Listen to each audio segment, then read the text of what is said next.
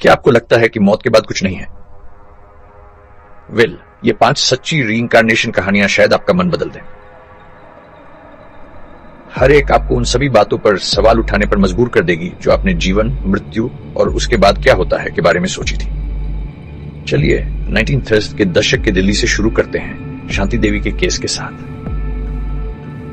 एक छोटी लड़की के तौर पर शांति ने दावा किया कि वह मथुरा की लुगदी देवी थी, एक ऐसी महिला जिसकी बच्चे को जन्म देने के बाद मौत हो गई थी। शांति ने अपने पुराने घर, अपने पति, यहां तक कि अपने रिश्तेदारों का भी ऐसे डिटेल में बताया कि रोंगटे खड़े हो जाएं। जब उनका परिवार उन्हें मथुरा ले गया तो वह उन्हें सीधे उनके पिछले घर ले गई और वहां रहने वाले लोगों को पहचान लिया।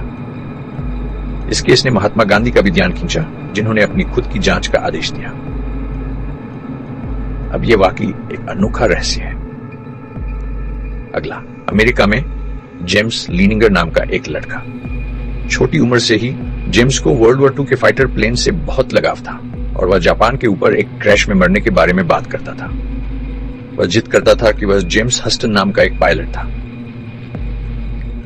उसने एयरक्राफ्ट, अपने स्क्वाड्रन और यहां तक कि क्रैश साइट का भी वर्णन किया।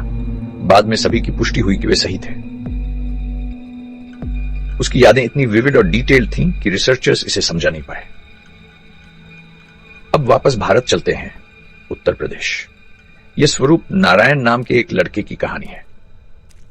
जैसे ही वह बात करना सीख पाया, उसने दावा किया कि वह सोहन लाल नाम का एक आदमी था, जिसकी सालों पहले हत्या कर दी गई थी। स्वरूप ने हत्यारे, गांव का नाम बताया और यहां तक कि लोगों को क्राइम सीन तक भी ले गया। जब पुलिस ने जांच की तो उन्हें एक पुराना मर्डर केस मिला जो स्वरूप के वर्णन से बिल्कुल मेल खाता था। उसकी जानकारी ने केस को फिर से खोलने में मदद की। चौथी कहानी हमें स्कॉटलैंड ले जाती है, कैमरून मैकाले नाम के एक छोटे लड़के के पास। कैमरून हमेशा बारा द्वीप पर रहने के बारे में बात करता था, एक ऐसी जगह जहां वह कभी गया नहीं था।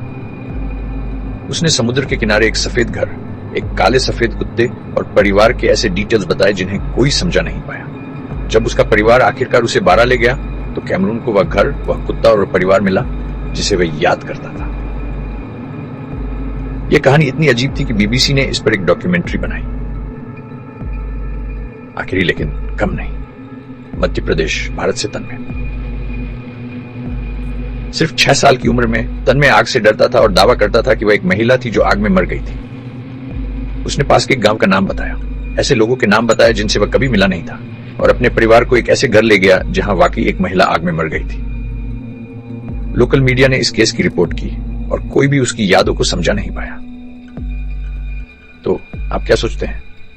क्या ये कहानियां सिर्फ इत्तेफाक हैं या कुछ और भी है? दिलचस्प बात यह है कि इनमें से ज्यादातर यादें 3 से 7 साल के बच्चों से आती हैं और जैसे जैसे वे बड़े होते जाते हैं वे फीकी पड़ती जाती हैं। ब्रेकियान स्टीवेंसन, एक जाने माने साइकोलॉजिस्ट, ने दुनिया भर में ऐसे डजन से ज्यादा केस डॉक्यूमेंट किए हैं। इत्तेफाक या इस बात का सबूत कि आत्मा जीवित रहती है? मुझे कमेंट्स में बताएं कि आप क्या सोचते हैं। और अगर आप ऐसी और रहस्यमय कहानियां सुनना चाहते हैं तो सब्सक्राइब करना न भूलें।